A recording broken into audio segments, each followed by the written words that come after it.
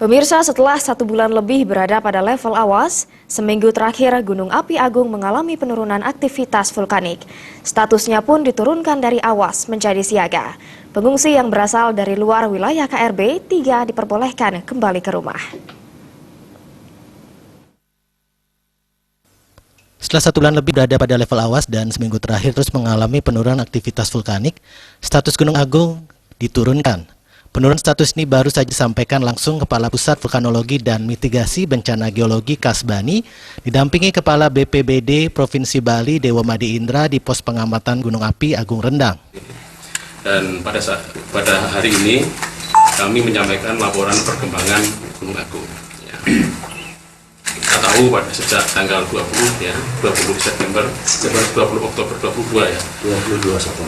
22 September itu kan ditetapkan sebagai status awas. Kemudian saat ini kira-kira sudah 38 hari ya. Ini aktivitas Gunung Agung ya sejak tanggal 20 Oktober itu turun drastis sampai sekarang sudah 9 hari. Selama 3 hari pertama itu aktivitasnya turun drastis dan fluktuatif. Begitu 6 hari terakhir itu turunnya itu sangat pelan-pelan ya dan cenderung menurun begitu. Aktivitas kegempaan itu tadi kami sampaikan itu yang tadinya sekitar 600 sampai 800 bahkan 1000 ya sebelumnya turun drastis menjadi antara 200 sampai 300 ya per harinya. Kemudian 6 hari sampai sekarang itu turun secara steady tadi ya.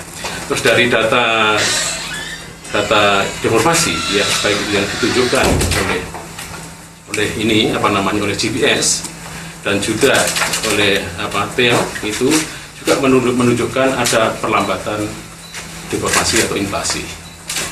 Data satelit juga demikian menunjukkan termalnya, energi termalnya juga ada penurunan. Kemudian kami hari ini tadi juga melihat visualisasinya di atas dengan drone bahwa aktivitas aktivitas manifestasi yang di atas sana di kawah juga menunjukkan adanya sedikit penurunan dari sebelumnya. Maka berdasarkan data-data itu semua kami sampaikan bahwa status Gunung Agung ya terhitung mulai hari ini tanggal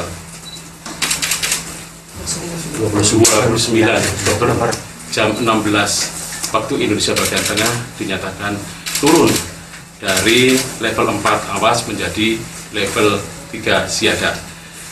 Radius daerah bahayanya menjadi berkurang dari 9 menjadi 6 dari puncak, kemudian dari 12 turun menjadi 7,5. Jadi secara sektoralnya 7,5 dari puncak. Ya, itu daerah-daerah yang perlu tetap diwaspadai karena gunung ini belum sepenuhnya mereda.